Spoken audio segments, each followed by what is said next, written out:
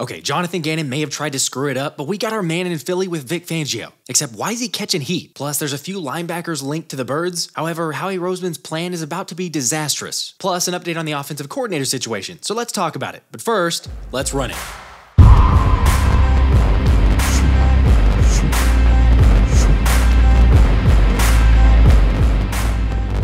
I feel like we've had a long history of success here, building a team a certain way. And I think maybe there's some preconceived notions that, we're just at the linebacker position, that we don't care who we play at linebacker. And again, our 2 Super Bowl teams over the last 6 years, linebacker play was good. All right, can someone explain to me Howie Roseman's line of thinking here? Like the GM literally just spelled it out. Good linebackers and Super Bowl appearances. I mean, seriously, when was the last time you looked at a championship team and said, wow, that's just a ragtag group of linebackers there, but it's working for them? They've done studies, 60% of the time, it works every time. For real, though, but at least there's a couple linebackers linked to Philly, and we'll get to those in a second. However, the guarantee is that we're going to get changes on the offense. I can't say enough good things about Brian, though.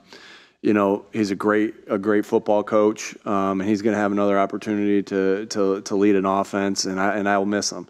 Some of the things that we want to do as a team is, grow in a lot of different areas, grow in, some of the guys that have been in here with me have been there with me for a while. So it's about coming up with fresh ideas and doing some things different. Yeah, all that other stuff you were just watching, let's not do that. Because sure, there were flaws, but come on, this team had the talent to make a deep run in the playoffs. All right, listen, you guys know I gave away a ton of tickets to Eagles games this season because honestly, there's nothing better than going to a game at the Link, which is why I use SeatGeek, who's sponsoring today's video and helped me get to the NFC Championship game last year. But I've also used them for concerts like going to see John Mayer because look, they make it super easy to sort by event and put the tickets all in one place with the best deals coming up first. And each ticket is rated on a scale of 1 to 10 with it being super easy to find thanks to the green dots.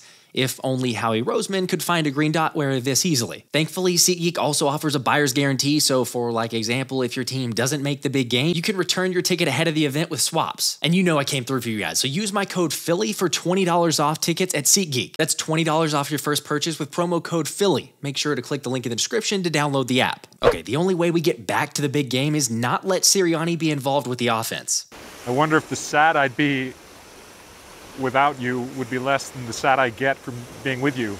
After what we've seen, that's a no-brainer. And thankfully, it sounds like that might actually happen. We're bringing in a guy to bring in new ideas, to do the things that he's done in the past. We're going through an extensive search to get that right person. But it'd be crazy not to add some of the things that we've done in the past here as well. I don't know if it's going to be 95% this, 90. We're not there yet, right? We're working on getting the best guy in here for the job, and a guy who has a vision, a guy who's going to call the plays, a guy who's going to be able to coach the quarterback in the same sense there. So it's just about getting the right guy, and then we'll decide where that goes. But I'm hiring him to do a job and to be in charge of the offense. Okay, that sounds great, but forgive me if I've got to see it to believe it. Although it naturally brings up another question. If the offensive coordinator is running the offense and the defensive coordinator is running the defense, where does that leave Nick? What would you say you do here?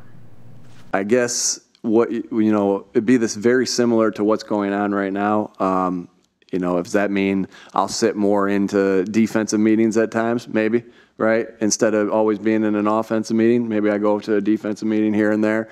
But my job is to be the head coach of the team, not the head coach of the offense, not the head coach of the defense, not the head coach of the special teams, but be the head coach of the football team. Look, I think I understand where Sirianni was going with that, but that probably isn't the best way to describe the importance of head coaching. For example, guys like John Harbaugh in Baltimore and Mike Tomlin in Pittsburgh, and even Dan Campbell with Detroit have proven you don't necessarily have to be calling the plays to be successful. And let's be real, that's exactly where Nick needs to be so that he can focus on the situational play calling, which was lacking at various times this season. Where are you guys at on this? And I know we've talked about it before, but there's still a long-term problem because let's say that the coordinators do well, then they're probably going to get poached. However, I guess that's probably not the case with the defensive coordinator since Miami's Vic Fangio will officially be the guy in Philly according to Adam Schefter. And I guess it's better late than never. Yet my hate for Jonathan Gannon still burns bright since Fangio's who the Birds would have had this season had it not been for JG's lying. No, Philly's keeping me. We're good, bad, or indifferent. I'm staying here. whatever, Fangio's here now, so all is good in the world, and what's not to like? Well, Drew Rosenhaus, the agent of several Miami players, decided to ruin the party. There were quite a few players on the team that didn't necessarily get along with Fangio.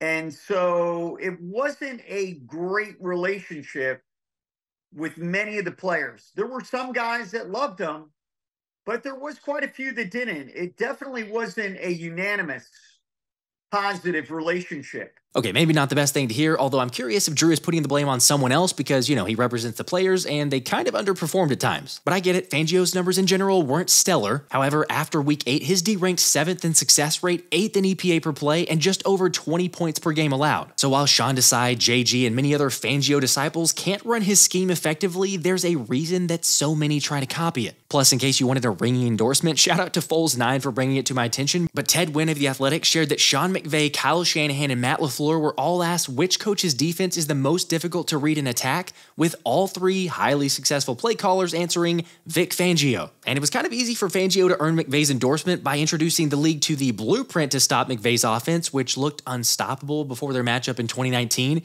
When Chicago's 6-1 tilt front with soft zone coverage resulted in a 15-6 loss and Jared Goff throwing 4 picks in the process, which then inspired those same tactics that New England used, and Bill Belichick had his own version of the tilt front almost exclusively on early downs in the Super Bowl, and as you know, held the Rams to only 3 points. And then leading to McVay hiring outside linebackers coach Brandon Staley off Fangio's staff to run the system. I'd say it worked out pretty well because if you don't remember, Staley's first season as a coordinator, the Rams finished number 1 in defensive efficiency, which got him the Chargers gig. So after Staley left, McVay hired Raheem Morris, telling him to run Staley's system almost to a T. Now, obviously, it's been a while, so I get it if you're like, didn't Joe Barry, a Fangio disciple from the Packers, finish 28th in efficiency and Brandon Staley's squad in LA being 29th, while also JG ranked dead last at 32nd? Yep, they did. But just like any good substitute teacher, they ain't the same as the real one. Do you want to go to war, Malaki? No. Because we could go to war. No. I'm for real.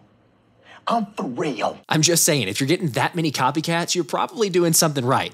Plus, going back to the report of some Dolphins not getting along with Fangio, honestly, I want my DC getting in players' faces because we don't have an identity on that side of the ball. I'll talk to you. You're reasonable. No. Look at me. Yeah. You want to talk to me?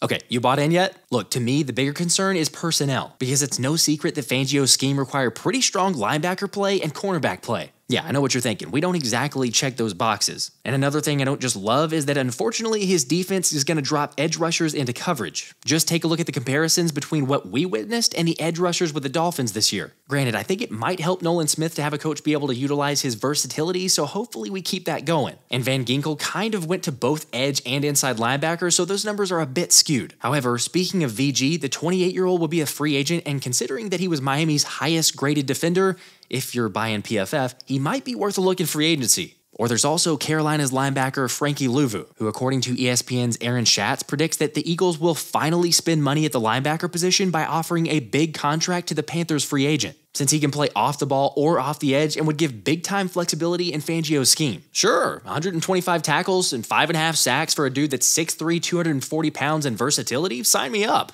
Yet Howie Roseman kind of put a damper on all of it. I feel like we've had a long history of success here, building a team a certain way. And I think maybe there's some preconceived notions that, we're just at the linebacker position, that we don't care who we play at linebacker. And again, our 2 Super Bowl teams over the last 6 years, the linebacker play was good, from those guys. And I think, if anything, it's my belief in the players that we have, the young players that we have. I have a lot of belief, and I know Coach does as well, in Nakobe Dean, and so I believe in the player. I believe in the person. We lost 2 linebackers at that spot, 2 good players from our Super Bowl team. And we had Nakobe wait in the wings. We drafted him for that role. Obviously, it didn't work out perfectly for him this year. That doesn't change the belief we have in the player. And then, we felt like we'd have the ability to get an off-ball linebacker, a will linebacker who can run and hit.